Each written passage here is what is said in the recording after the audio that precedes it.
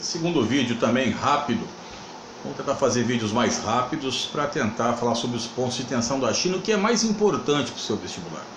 Não adianta você vir aqui, vou ter grandes conhecimentos, não, vai pegar um livro e leia. No livro você vai ter aí conhecimentos de nomes, datas, locais e etc. Tá? Então vamos começar justamente por esta região aqui. Aqui o chamado Mar da China Oriental, Mar da China Meridional, área de tensão entre Japão, Coreia do Sul, Taiwan, também de certa forma Filipinas, Vietnã, Malásia, Sultanato de Brunei, Indonésia mais aqui, Sultanato de Brunei para cá, Filipinas para cá, Vietnã, Malásia, Singapura, realmente uma área de tensão ali naquela região. Uma das maiores rotas comerciais da atualidade. Há que se lembrar sempre que a China hoje é a maior potência comercial, não é industrial, comercial do planeta. Possui o segundo PIB nominal e para alguns estudiosos é o primeiro PIB em PPC, poder de paridade de compra, que os americanos têm 18 trilhões e meio, a China tem 12 trilhões e meio. Mas quando é pelo poder de paridade de compra, a China faz isso, 25 trilhões de dólares. Então, a China aí, o grande dragão, não confunda com dragões asiáticos. E aqui nós temos duas áreas de tensão.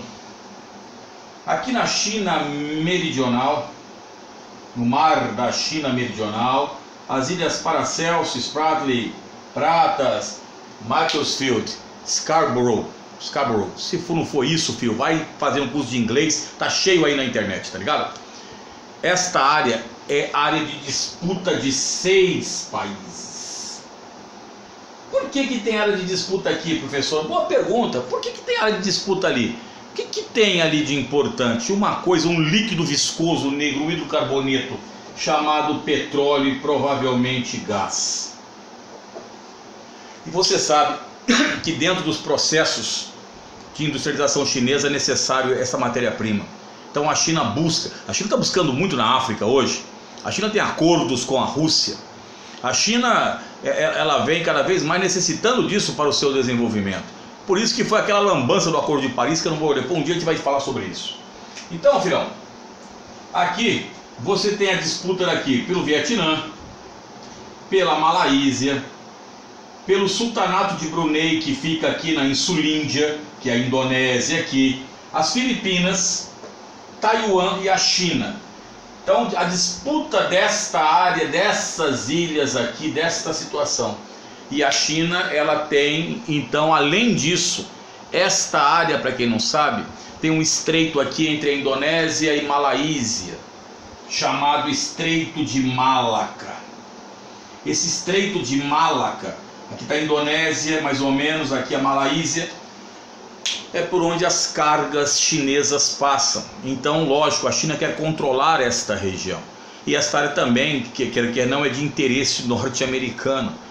Já falamos naquela expansionismo dos americanos, das frotas navais americanas, da 7ª Frota do Pacífico, que controla as rotas navais. Além do mais, como eu falei, a China é cercada de inimigos por todos os lados. Japão e China têm rivalidades antiquíssimas. Entretanto, primeiro, 1937, para que você entenda esse conflito, Senkaku de Yayó.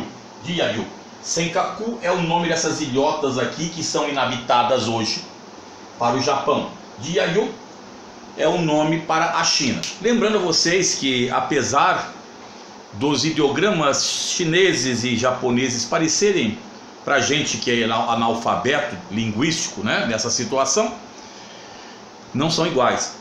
Então vamos pegar o caso da Manchúria, que foi anexada em 1931 pelo Japão, pelas grandes jazidas de ferro e carvão, quando o Japão muda o nome para Manchukuo, pelos ideogramas japoneses que eram diferentes, e colocaram Puyi, o último imperador, que foi uma humilhação para a China.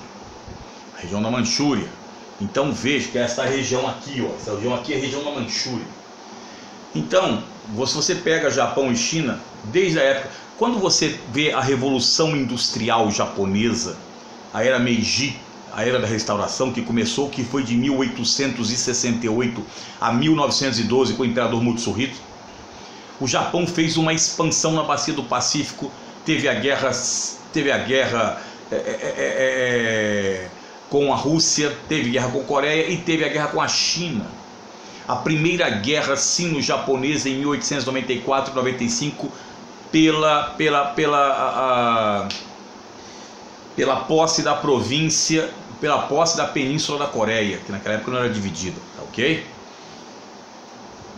Aí depois nós tivemos a Segunda Guerra Sino-Japonesa. Sino significa China, Nippo significa Japão.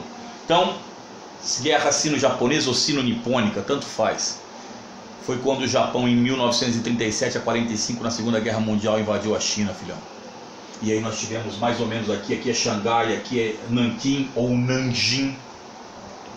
Em Nanjing, em 1937, nós tivemos o massacre ou estupro de Nanjing, que segundo os acadêmicos, os mortos ficaram de 40 mil a 300 mil.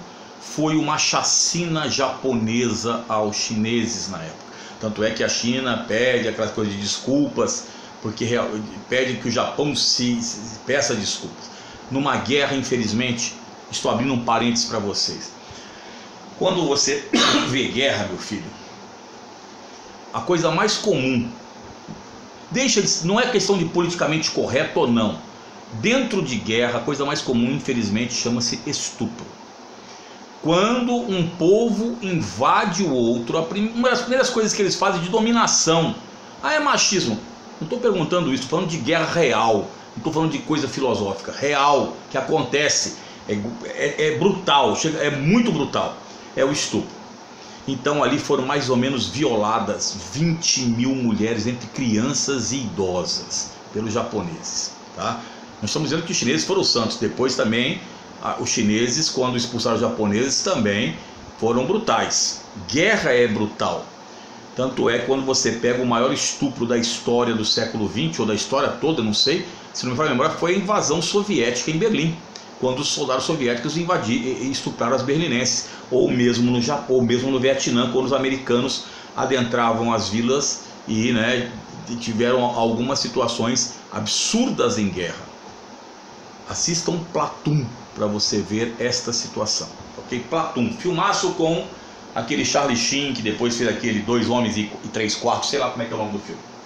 Mas voltando aqui, então isso, e depois da guerra, depois aí você tem toda a revolução, aí a China expulsa os japoneses e tal, mas essas ilhas, Senkaku, desde 1895 tinham sido anexadas pelo Japão, dentro daquele contexto da Primeira Guerra Sino-Japonesa praticamente.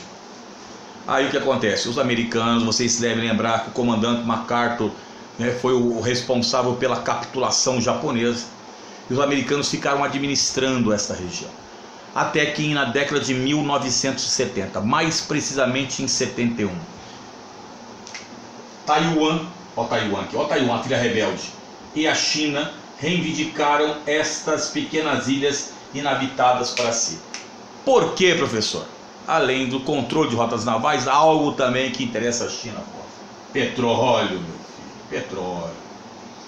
Essas ilhas foram entregues ao Japão em 1972, que tornou-se ali o responsável pela administração das ilhas, e ao que parece em 2012 deu de bafafá ali, porque o Japão comprou essas ilhas e a China achou algo fora de propósito a sua soberania.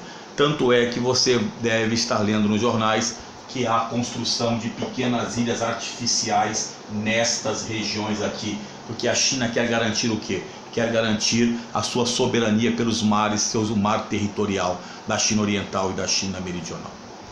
Então, fica isso aí rápido para vocês. No próximo vídeo que nós vamos falar aqui, vamos falar sobre outro ponto de tensão para que você fique ligado. 10 minutinhos só, tamo junto já, Elvis.